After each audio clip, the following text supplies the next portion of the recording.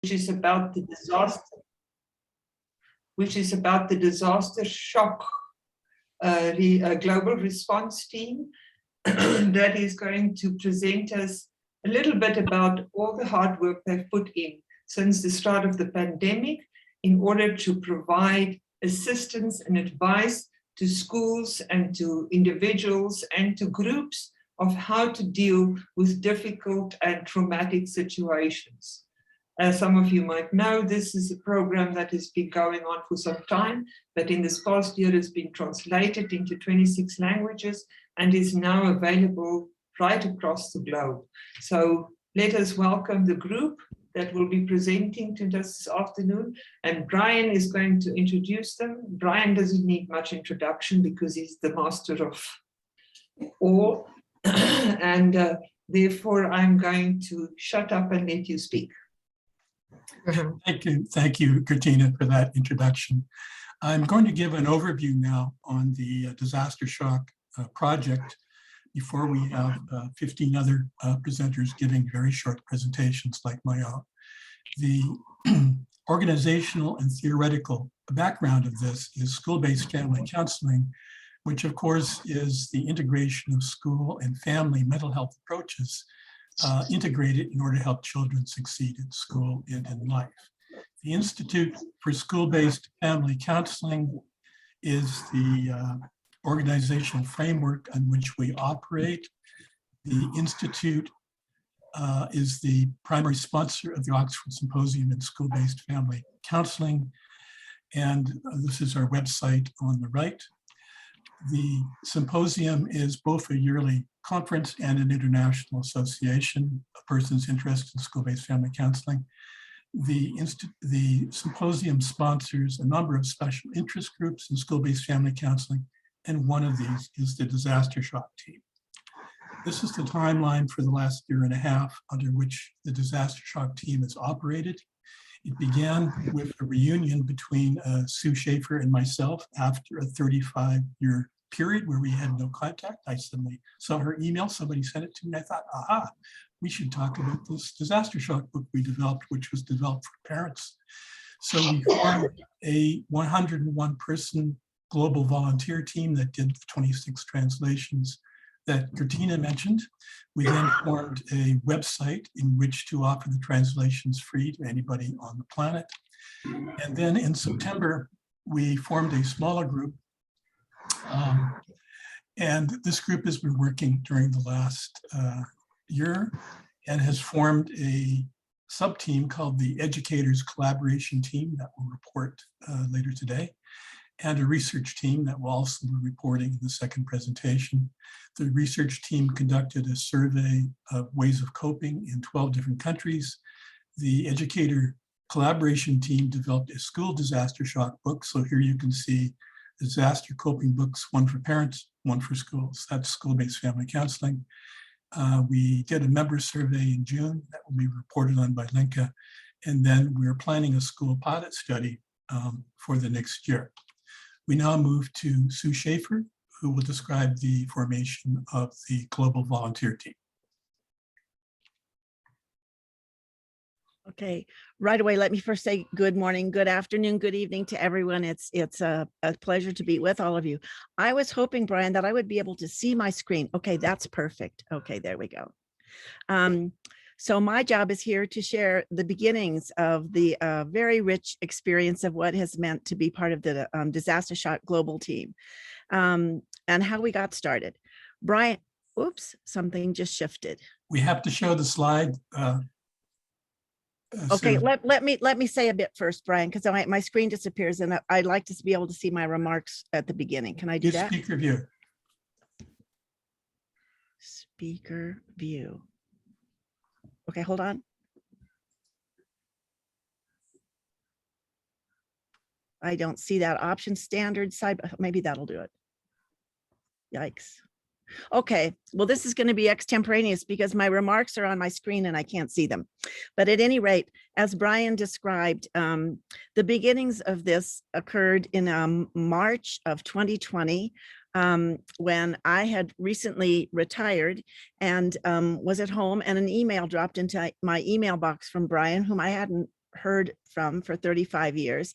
And in our conversation, he described a very an exciting idea that he had that referenced back to our having worked together at the University of San Francisco in collaborating with 5 others to originally write the Disastershock manual, which was that was at a time after the Bay Bridge fell down. Well, part of it fell down after the 1989 earthquake. So to bring the manual forward was his idea, and to make it available to really the world potentially that was suffering from the beginnings of the pandemic. And so where we began was we set off, and I reached out to 3 or 4 different groups. One was a group of CARA trauma interns that I had recently led and supervised, and they happened to be a very culturally diverse and also linguistically diverse team. And I told them about the project and asked if they'd like to be involved, and several of them immediately said yes. There was also, I had traveled widely and we'd had a number of exchange students and world friends, and I called people that I knew who all responded positively.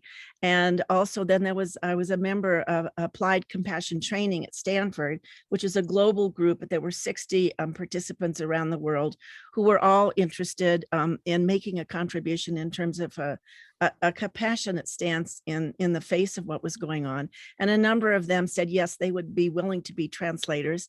And additionally, Brian reached out to the Oxford Symposium group and other academic contacts that he had.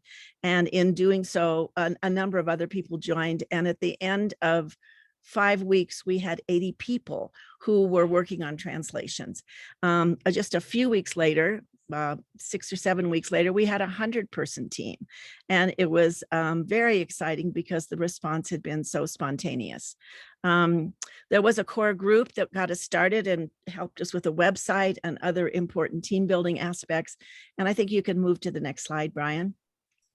These are 4 of the translations that were up in October. And on the right, you see the Arabic, the German, the Hindi, and the Vietnamese version, which were all available free on the website. And also they were up on Amazon. And then on the right, the remaining of the 26 were quickly there. So I just want to say a couple of things about what really contributed to the success of this. And I would say we did not have to recruit people. The timing was such that everyone was sheltering in place, and many people were looking for a way to make a positive contribution. And so all we had to do was describe the project, and people immediately said yes. We also were fortunate enough to draw from a very remarkable group of people who were, among other things, very generous, very kind-hearted, very talented, very interested in contributing. And they contributed all those things to this project most generously. Can I go back by any chance, Brian, to my screen? I guess I can't. So let me just see what I wanted to say to conclude. Additionally, let's see, we had, if you go right to the top, there's on the right-hand corner view. If you go to view, exit full screen, then you will be able to see your own screen as well. Thank you. That will help me enormously in finishing it. Okay.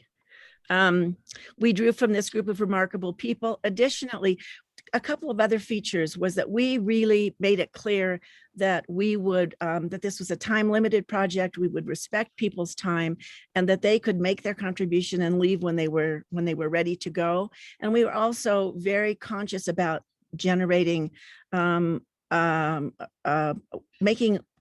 credit to people so that they were placed, their names were put on the covers of the books if they were translators, and they were made co-authors if they made other contributions.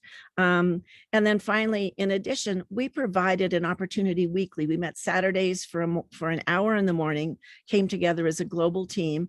And in that, it was in the midst of, again, this suffering world. And our work together while we were working on a valuable project, it was not just about our end project, because it was also providing an open-hearted space in which people shared about their lives, about their personal well-being, about their families and their communities. And in doing so, we became a global team that not only supported each other in a meaningful project, but also we became a team that shared deep bonds of care. So thank you, everyone. Well, I'm going to pass the baton to the next person here. These are the 101 members that eventually joined our team. Now to talk about disaster shock in China, Zongpu Yu from Beijing has sent us a video, which I will play. Good morning, Brian and disaster shock teams from all over the world. My name is Zongpu, and I'm sending my warm wishes from Beijing to everyone here. I'm very thankful to have this opportunity to present the translation and distribution work we did in China regarding disaster shock. Our team was actually led by Tang Ning, who was the Associate Professor and Dean of Social Work Department of University of St. Joseph in Macau, China. We have 7 team members with Master of Social Work degree and practicing social work in mainland China, Hong Kong, and the US. It took us about 2 months to finalize the Chinese version of the disaster shock menu. We found out that the menu is very straightforward. So to translate it word by word,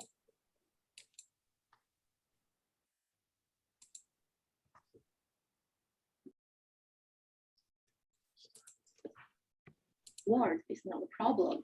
However, there's a few cultural differences need to balance between contexts. For example, in the menu, where it talks about how to relax by imagining lying down by the beach and feeling the cool breeze from the ocean.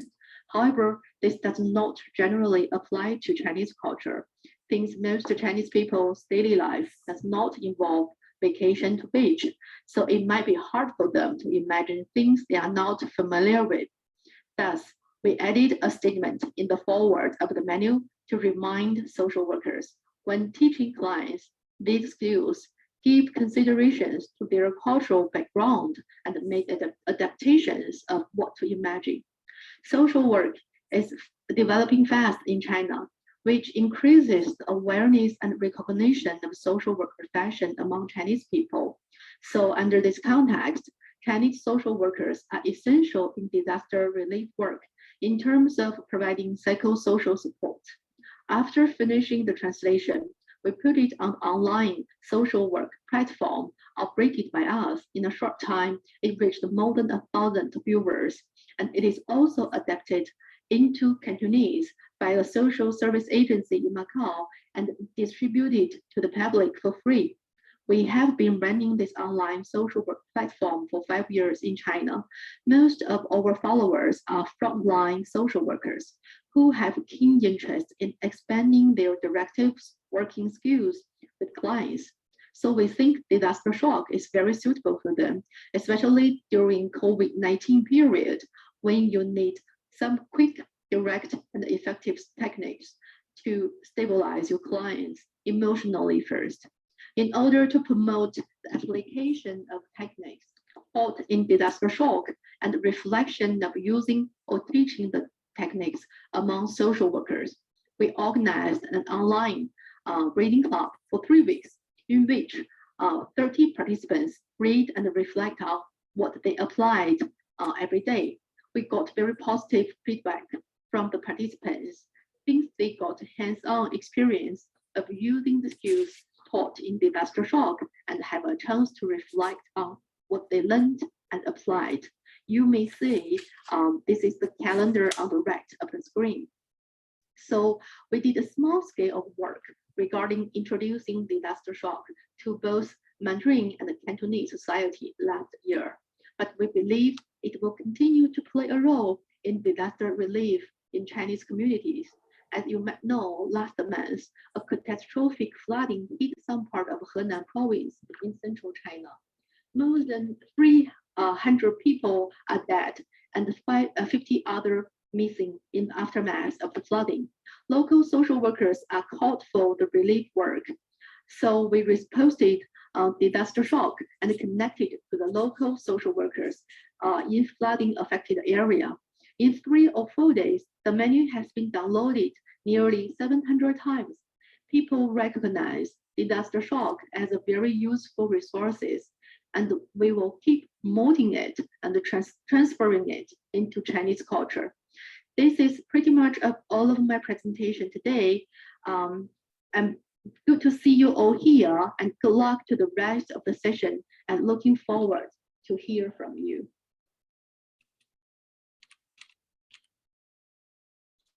Our next presentation will be by Damián Gallegos Lemos on the Spanish disaster shock translation.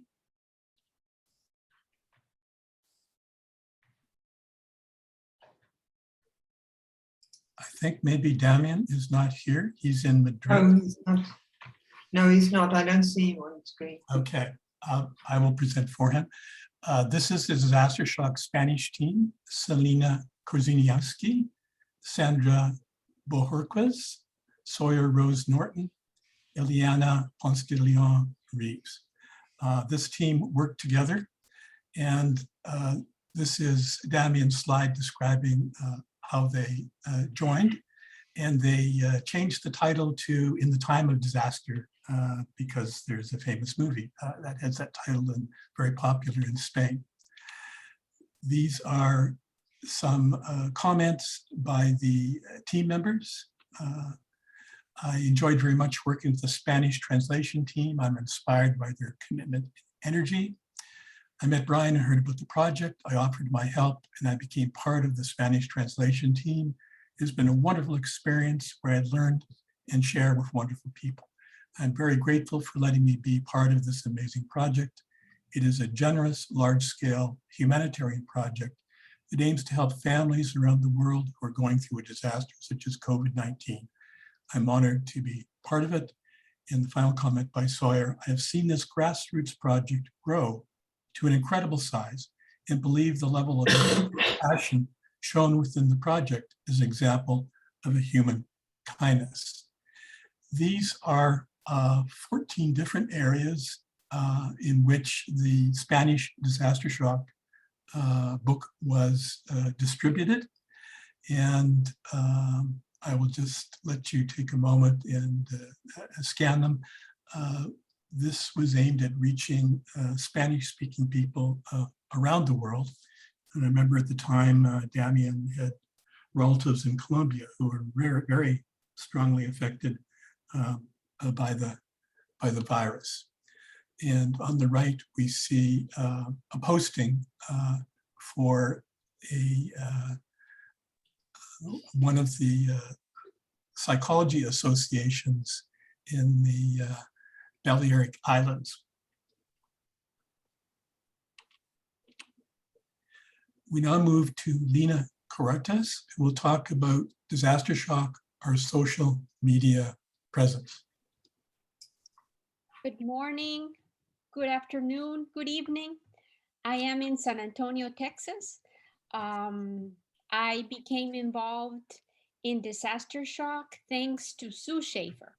Sue and I were classmates in the Stanford Applied Compassion Academy training. We became ambassadors of compassion. And when I found out about Sue's project, I was blown away. And I developed my own project, which was a podcast. And I found how social media helped me reach listeners. So I proposed to Disaster Shock that we needed to be on social media, especially given the amount of disinformation and false trends that were growing and are still growing on social media. We have multiplied our reach. I wish I could post in 26 languages because I am humbled by what I have seen just today, how we have reached in so many languages. So I post in English and in Spanish. That's the two languages that I can use. And when I presented my case to Sue and Brian, I told them that we had treasures, but they were hiding in a closet, and social media allowed us to display them. And I'm also an artist, so I like sharing my art. I'm hoping to share some of Brian's poetry that I have discovered.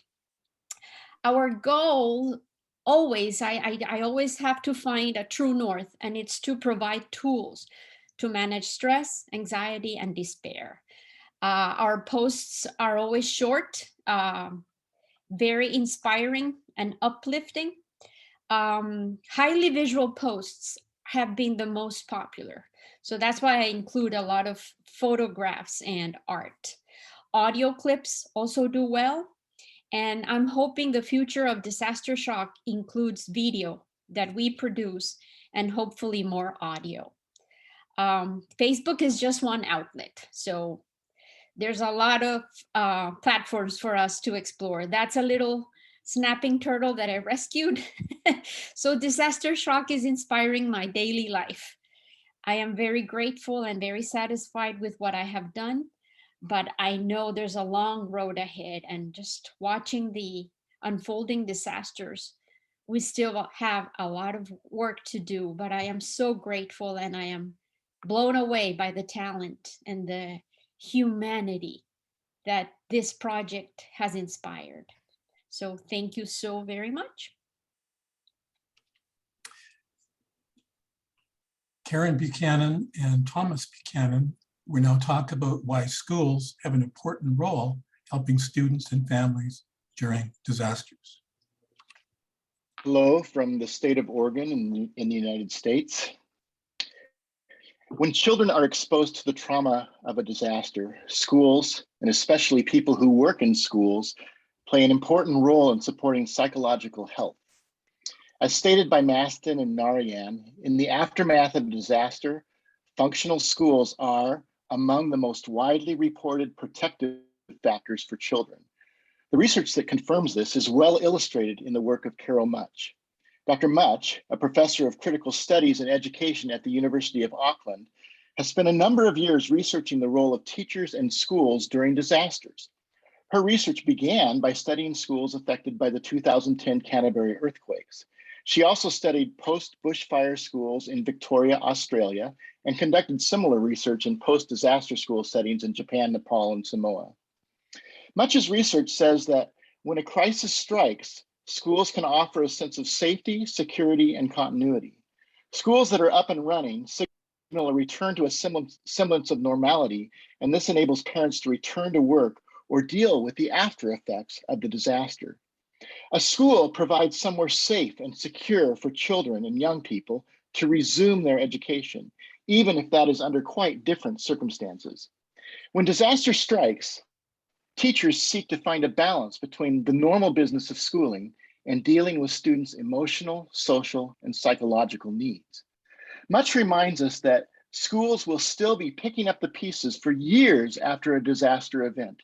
Whether it be children's unresolved mental health concerns, the impact of family breakdowns, or community economic decline, schools continue to be there for communities. Much says that we tend to forget how integral schools are to our lives.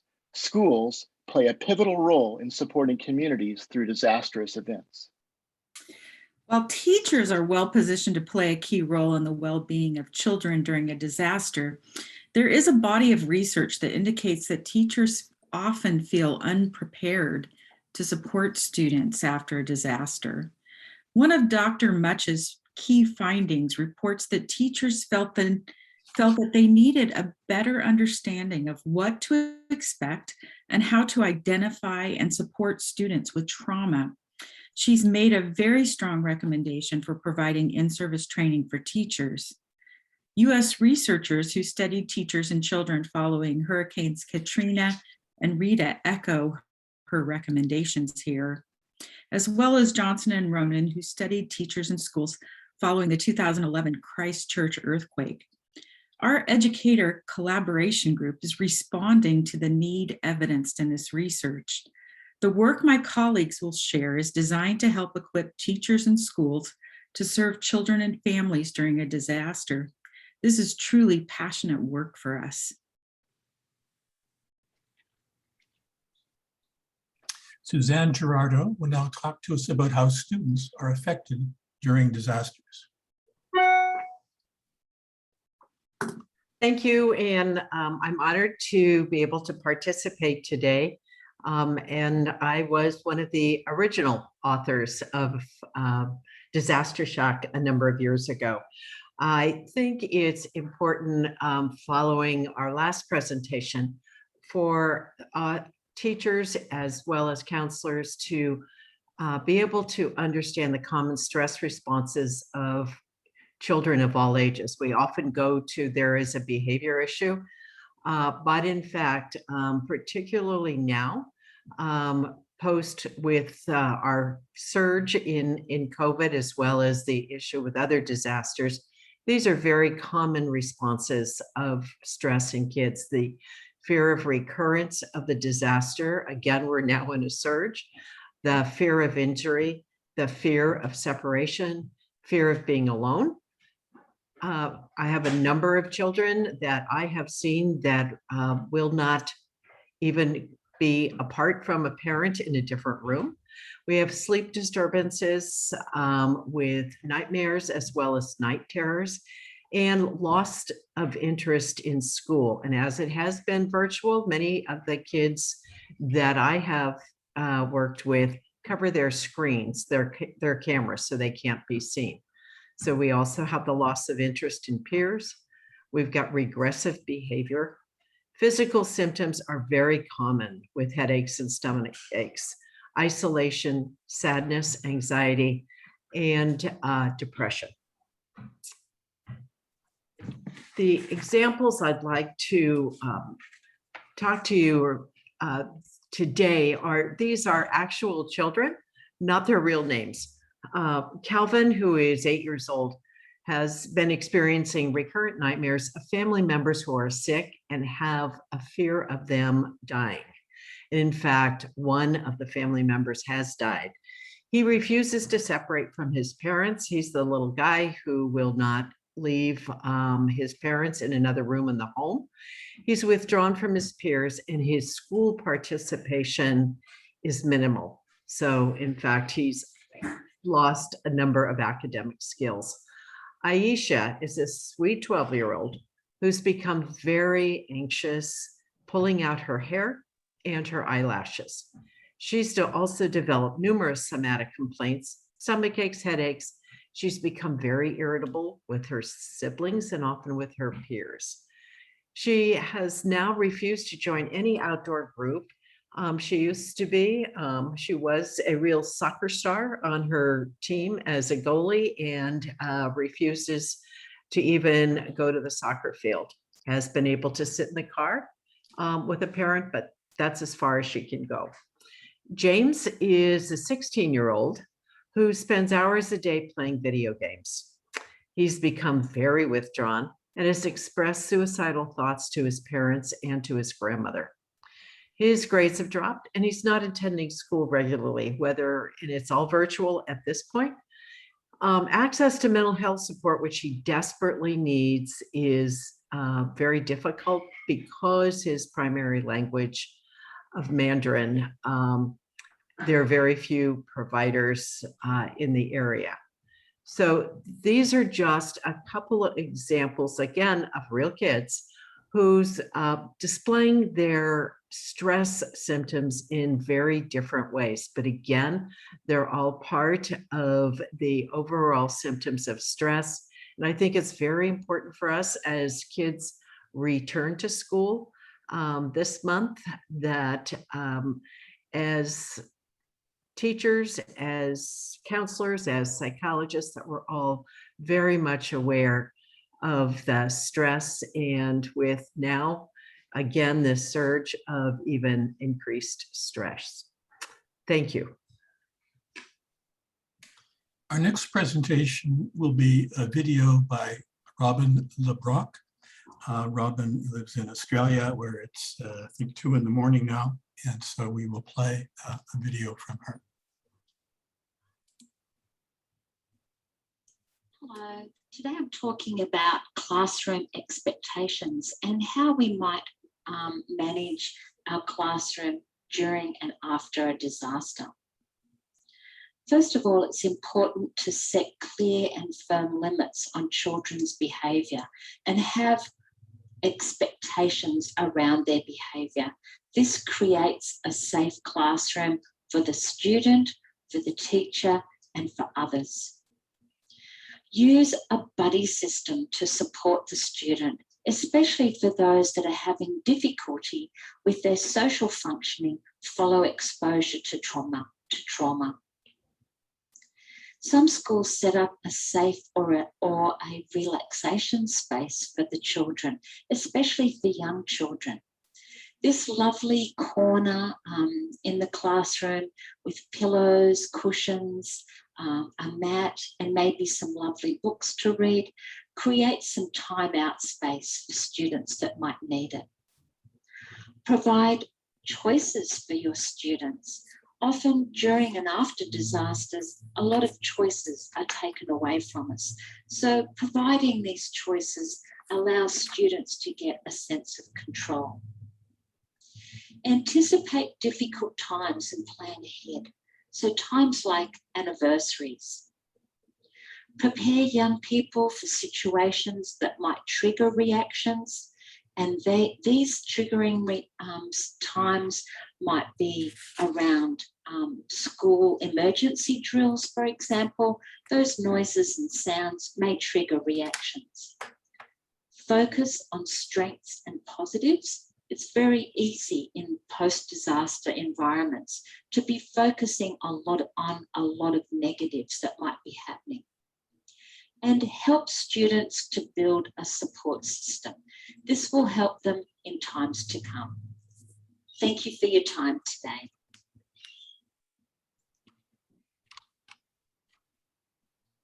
Our next presentation will be by Lina Korzeniowski on teaching strategies for lowering student stress.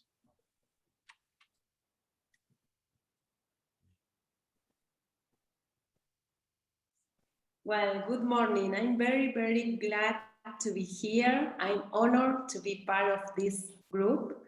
Well, as we have been talking about, teachers play a critical role during a disaster. They really could help children to cope with the disaster. And one way to do that is by creating a sensitive trauma learning environment. And they may do that by creating a safe, a structured, and predictable learning environment. For example, establishing clear and fluid communication, school routine. Another way is by promoting hope and strengthening relationship between children and teachers. Another way is by promoting healthy habits. For example, propose activities where students can use their five senses to be in contact with nature. Another way is by using socio-emotional learning practices. It's very important to help children to recognize and express emotion. The next, please. Also, teachers could apply evidence-based techniques for example, stress management like debriefing, mindfulness, and by another techniques such as adaptive coping, for example, stop and reframe negative thoughts. Looking carefully, it's an example of a very easy mindfulness technique that it could be embedded into the school curricula.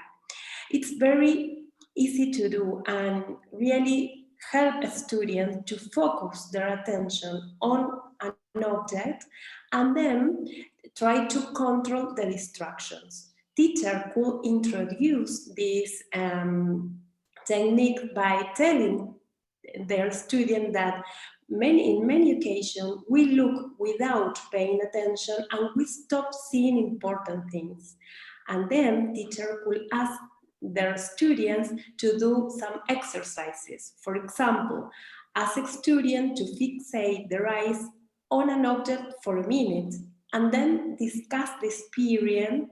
And when children are trained to do this exercise, teacher may propose that go outside and ask their student to observe calmly and quickly their surrounding for a minute, 2 minutes, in order to try to discover objects, details, colors they haven't perceived before. So when a teacher are helping children to manage this technique, it's very important to treasure student achievement and to reinforce their variable role and their active role in the face of a disaster. So thank you very much. Bridget Steed will now talk to us about the Disastershock Arts in Recovery team. Thank you, Brian. I am really grateful to be here and was very grateful to be the team lead behind the arts and recovery materials for our website. So first, I wanted to just go through the intention I had behind our website materials. Number one was psychoeducation. I thought it was really important to explain why the expressive arts are an important tool in helping process trauma and disasters. So explain what are the expressive arts, how they can be used therapeutically to help one heal from and process trauma. Two, I wanted to provide actionable expressive arts directives. So we have concrete expressive arts-based activities that kids and adults can use to help regulate the nervous system, express emotions, move energy in the body, among other things. Number three, I wanted to provide an inclusive communal space to share, a safe space where people from all walks of life can share their stories, their experiences, and their artwork. During times of trauma, it's so important that we know we're not alone. So this was a space to feel seen, heard, and understood. So the breakdown of the materials on our website, then, we have our homepage, and this features materials on how trauma affects the body, the brain, and nervous system, with links to supplemental articles, videos, and other materials. We lay out 8 expressive arts activities that are all designed to support recovery and well-being, and these for our people of all ages. We have here our music therapy page. We have a movement therapy page, drama, holistic therapies like ecotherapy, yoga, and meditation. And we have an inclusive and adaptive art section as well. So each page is a separate page dedicated to these different modalities. And then here we have our global gallery, which we can take a sneak peek of for a moment. This is an art gallery where people from all over the world shared their images with us. So their images and their process, these are kids and adults from all over, and this is a slideshow that you can go through. And then as we scroll down here on the page, we also have a mural gallery. And again, people from all over took pictures around their towns and cities of murals. And this was a nice way while we were in quarantine to sort of bring the outside in and sort of get a chance to explore from our own 4 walls. So this was a really beautiful space. Going back to our slides, we also had a Creative Hive blog.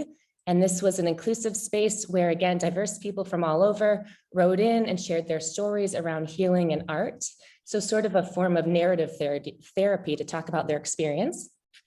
So the next slide here, I was grateful to write the chapter in our manual for principals and teachers. So how can teachers use the expressive arts in the classroom? Creativity is a tool that can be used and brought in. The arts help students address emotional and psychological struggles. They support their resiliency, their self-expression, and their connection to themselves and others. Because trauma makes learning difficult, art can really help. Trauma causes the fight or flight response. And that makes things like critical thinking, taking in new information, memorization, decision-making, all of those things, it really inhibits those. So creative processes trigger the right brain activation, and they support imagination, creativity, intuition, and nonverbal communication. The fun thing about using creativity in the classroom is, unlike other subjects in school, there's no wrong answers. So the focus is always on the process, never the product. Students really can't go wrong. And self-expression through art helps facilitate and increase self-esteem, curiosity, autonomy. It's really a process of freedom and exploration. And so visual art, movement, music, and ecotherapy can all be incorporated into the classroom learning in multiple ways. Our chapter here details 5 specific arts-based directives that can be used, again, by teachers, both teachers and students of all ages. So I really encourage you to take a look at the Arts and Recovery website, at the chapter, and consider adding the expressive arts to your toolbox. And thank you so much. Our next presentation is by Masami Jimba in Tokyo, who cannot be here because it's like 3 in the morning there. He's going to talk about the importance of children as helpers during disaster on this video. My title is The Importance of Children as Helpers During Disaster. In this slide, I'd like to show you one example of children as helpers. During a disaster, we tend to believe school teachers and parents are the ones to help children, and children are just being helped. However, I have seen the opposite direction in different countries. 10 years ago, for example, after Great East Japan earthquake, Satoko, who was then only 7 years old, issued a unique wallpaper called Fight. To encourage heartbroken adults, Satoko and her friends reported only positive news each day and issued nearly 50 papers and encouraged adults. She said, "You are now living in unfavorable circumstances, but let's fight for future. We will do our best." And she may be called as a positive deviant who can find better solution by using no extra resources. And I can find similar positive deviants, children during COVID-19 crisis from different parts of the world. The first case is Stephen from Kenya. He made this hand washing machine by using available resources in Kenya. He said, "I want to find ways to prevent catching the virus." The next case is Jaden from California. He made this face shields by using his 3D printer. He said, "I want to help people that work in hospitals." The last case is Hime from Japan. She made more than 600 face masks in Japan when getting masks was very difficult. And she said, "I want to donate the masks to locals who needed them most, the elderly people and orphans." All these children acted as helpers to others, even to adults. And I think it is time for us to remind helper therapy principle made by Dr. Risman. He said, when the individual provides assistance to another person, the helper may benefit. This may be true for children. Some of them love to help others. And we should know they can do very well.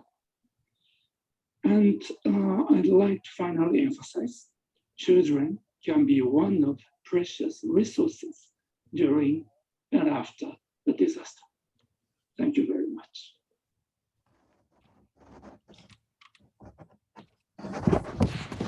Damián will now speak to us about the importance of trauma-informed schools. Good morning, good afternoon, and good evening from San Francisco, California. I'd like you to take a look at a very important quote from Dr. Nadine Burke-Harris, who is currently the Surgeon General of the state of California and one of the lead messengers on the concept of adverse childhood experiences known as ACEs.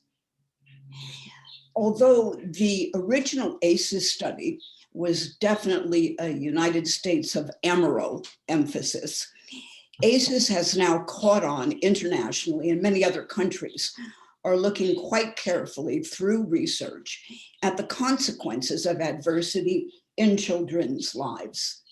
In 1997, 2 doctors, one from Kaiser Permanente in San Diego, California, Dr. Vince Folletti, and another, Dr. Robert Anda, from the Center for Disease Control in Atlanta, Georgia, collaborated on a study taking a look at diabetes in largely middle-class working adults and weight gain. During the time that the participants, 17,500 of them, which is a robust number, were engaged in the study, they all lost weight. In a follow-up interview, almost all had regained the weight and more. The issue that arose had to do with how could this be? That was the question, essentially, that the two doctors were asking. And they decided that one of the things that was going wrong centered around the questions that they were asking only about physical health. And they realized they need to dig a little bit deeper. And they started to talk with people about their psychosocial, emotional, and developmental histories as a better way of understanding what was going on. To that end, a significant number of the participants told stories of adversity as in childhood, and issues of physical, sexual, and verbal and emotional abuse were uncovered. The question is now not why didn't you lose the weight? How come you can't keep the weight off? What's going on with you? But it was rather what happened to you that would lead to these occurrences. The original 10 ACEs were pretty finite, and they have now been expanded to include issues of poverty, racism, as a societal adversity, which really do impact kids and adults. The trauma-informed school or classroom is one in which all aspects of the institution and its participants move toward creating a safe haven. The idea that anxiety or increased anxiety is the only way to foster a growing edge is a bit outmoded. What we do know is that children do not leave their adversity at the door of the school building. They bring it into the classrooms. And these institutions and the specific classrooms need to offer a place not only to succeed, but also to fail. And that failure is not tantamount to catastrophe. You've heard people remarking on the idea of schools being process and not product oriented. Certainly a trauma-informed school and classroom is not product oriented. It does not compromise academic growth in favor of social emotional learning, but it does in fact emphasize the idea that in addition to reading, writing, and arithmetic, the backdrop for all that can happen with academic success is fostered in an environment where children feel safe. Now, the fact is children do need to feel safe in times of disaster. The concept of ACEs talks about the toxic stress of ongoing adversity. And one only has to look at the world around us, and children worldwide are suffering adversities. It's kind of a paradox that we're talking about trauma-informed schools as a consequence of, let's say, the pandemic or natural disasters, when in fact, if trauma-informed schools were the norm, we probably would not have to respond in a measurably different way in order to keep kids more peaceful. If you think about natural disasters and all of the other kinds that we face, there's a certain sadness in the fact that many of children's adversities are actually caused by adults. What better place for adults in schools to help turn that around? Thank you. Judy Giampaoli is not able to be with us, but she has a video describing principal strategies for helping students and families.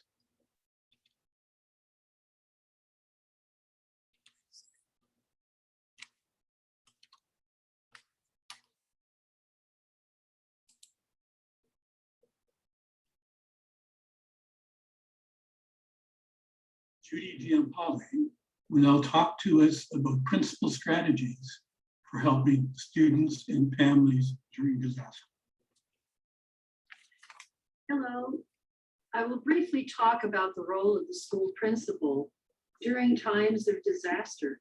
I'd like to highlight just a few of many points. During times of crisis, the school principal's tasks can be summarized as those of providing clear communication, prioritizing and planning action steps, and maintaining connection to the school community. And those can be daunting indeed. It's important that the school leader take action and prioritize necessary steps without warning. This has been a particularly challenging time during this past year with COVID pandemic affecting every aspect of the school as we know it. As a consultant, I listened as the middle school principal related her immediate and long-term challenges to me. It was evident that being available to support staff as they struggled with new ways to deliver curriculum was a primary concern. Meeting with the faculty online on a regular basis helped to determine teacher and student needs, share information, and coordinate professional development. The second major concern was identifying ways to keep the school community together while being distant. Please show the bulletin. Principals serve as the conduit for communication among the school community. Using the school website as a central meeting place, principals are able to communicate with all stakeholders. This bulletin, evidence, parents' guide to surviving middle school, and many other aspects. Slide 2 demonstrates the need to build and maintain strong relationships within the school community. I will never forget the morning of the terrorist attack on September 11th. It was feared the Golden Gate Bridge could be a possible target of attack, and my school, located barely a mile from the Golden Gate Bridge, may be in harm's way. We were directed by city leaders to close the school, evacuate all 1,000 students to their parents as quickly as possible, and ultimately to release all faculty and staff as well. From the beginning of the school year, we worked to establish a trusting relationship with staff.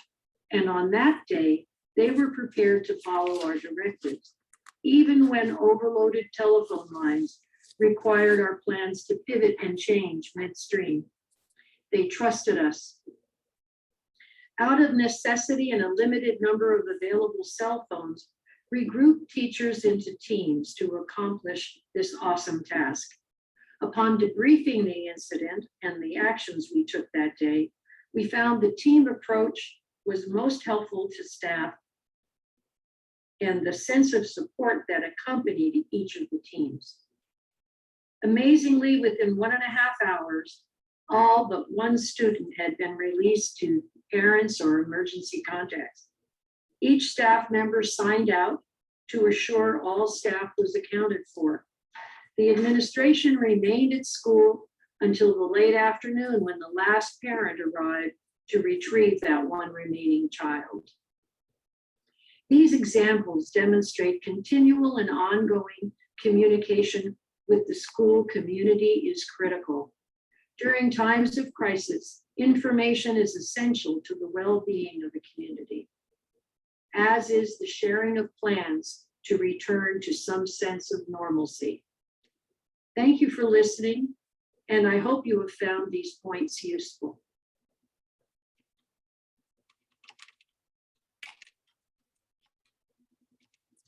Narit Kaplan, we'll now listen to Narit Kaplan-Torrance presentation on how teachers can support families during a disaster.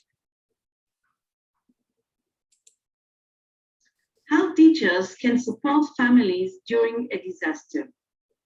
Children look up to their parents, searching for clues of how to act, especially in time of a disaster and high stressful time. How parents function during and after a disaster has significant influence on how children respond. Therefore, we focused on ways and strategies that teachers can use to strengthen parents. For example, teachers can support parents' self-efficacy by teacher-parents informal talk. That may help the teacher to find out how the parents feel and how family elements in the child's immediate context support or not support effective coping. Example for informal teacher-parent conversation question can be, how are you doing these days? Or how do you cope with the current challenge?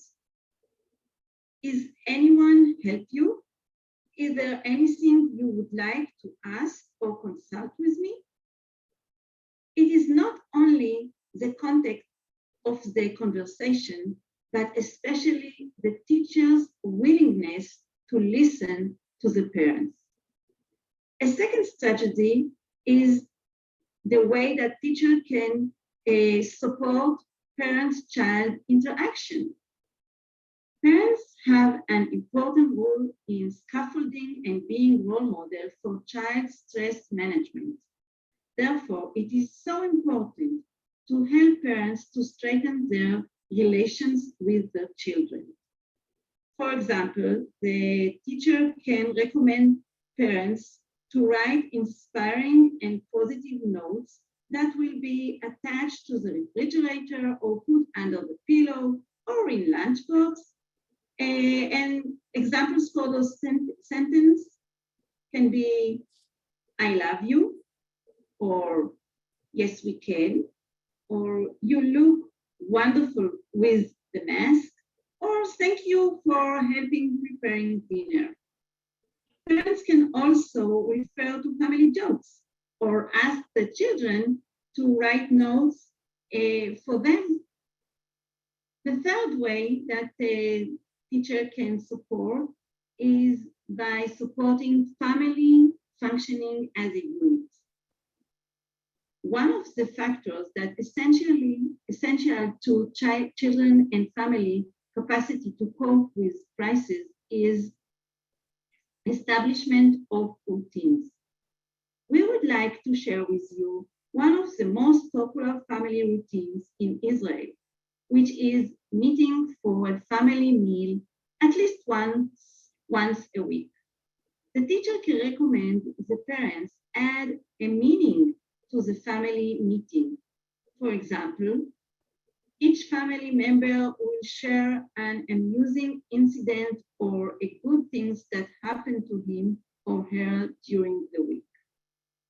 So to sum up, we believe that teachers have the knowledge and resources to support parents during disaster, and consequently, parents will serve as a role model, providing backing and support for their children.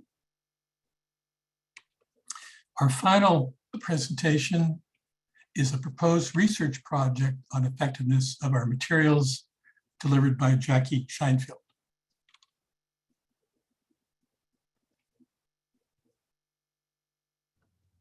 Thank you all. I am last, but hopefully not least, with my information. I was absorbed with everyone's presentation, even though I know the players from the very beginning of its origin on the grassroots level. Thank you, certainly Brian from the very beginning, and Sue and Suzanne for being the pioneers of this project. After many years of focusing our efforts and addressing the call for rapid assistance to those in need for timely and supportive resources during a crisis, you continued to deliver the Disaster Shock Manual and letters of support. The amazing thing is we are now able, thank you to the volunteers, as you can see the number there are, and always looking for more, of course, that we can formally extend our efforts to research and gather the data to evaluate the value of our material, the efficacy, and need for on-site feedback from the recipients of this material. It's exciting to know that we have a beginning of a pilot study. How else will we be able to know how valuable what we're doing is ongoing? And the site that we chose very fittingly is the university program that started this whole idea of giving materials to those in need. We now have chosen a San Francisco site, which is our school-based family therapy program. And the site will be in 2 schools. And we will follow this with our interns that are there practicing now, and the educators and the teachers that have been very valuable in having us stay with the program and allow their students to receive the opportunity for study. This fall, we will start the study, and the interns will disseminate the materials, receive the surveys to be evaluated, and this will be guided by our very efficient, dynamic, who we have just heard today from Tony Nemia as Executive Director. This will be also very much involving parents and their families. So it's truly a wonderful model of school-based family therapy for collaboration, especially family feedback will be necessary to significantly see the value. The wonderful that we have right now in front of us is actually the visual site of how the teachers will explore the material in the manual. The teachers themselves will also have a specific educator manual that has just been developed by the team.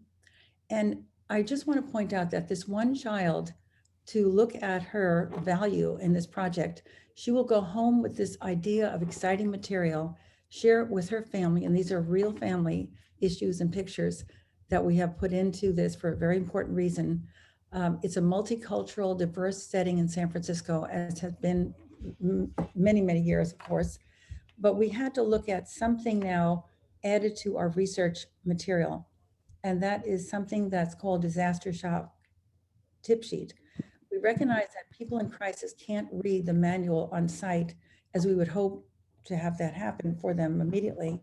However, this tip sheet is a brief model of how quick responsive material in all the language that we hopefully get out very soon. It's now in English and Spanish. And as you can see, there are tools to use, some skills, the artwork with Bridget, as you've seen her artwork already. And thank you, Suzanne Giraudo and Eileen Rusk and Lina for adding some of the materials for this tip sheet. Appreciated it very much so. And the first slide that we saw was the diversity of the school settings that we have in location in the Bay Area. We're going to only start, even though we're in quite a few schools, we're just going to start with 2 schools. And the material will be taken quickly and followed up, as I said before, by the interns, which will also give them a training in research development for their own study work. I wanted to just look at the conclusioning statement that says a lot of preparatory material that's sent out and tools before the actual disaster will have a significant helpful preparation for them to be able to use very quickly during a crisis. And as they say in our work as a global response team, this whole concept of it takes a village to develop helping others and global response to their crises, which we are now in this pandemic, we have pushed our limits of research, as you can see from the other conversation that we had about the research team. This will be an ideal setting for us to say, let's generalize this to the global response. Thank you very much. And I appreciate all the research pioneers that started this project. This Thank you. ends part one of our presentation. Thank you very much, Brian and the team. I think it was amazing to listen to each one and each one's not only experience of doing this, but their contribution to make this a wonderful project that is recognized globally. I have a few questions, but I will first want to ask here. I see Sue has her hand up, and she We'd like to ask that all the questions follow part two of our presentation. Part two of the presentation. Yes. Okay. We'll take a Okay, 5-minute break now, and then we'll do part two, and then the questions. Thank you, Sue. Sue has her hand up. No, we need to wait. I know it's not a question. I just want to say briefly, there was a message. I wanted to forward the message from Damián. He was to give the second presentation, and his regrets that he's not here. He's fearing that he's tested positive for COVID. He's feeling very badly, but wanted to send everyone his regards and say he's sorry that he's not here. Okay. And Sheena, do you have a comment or a? I just have a comment. I'm not a parent. I'm not in a school, and I don't have kids or family members that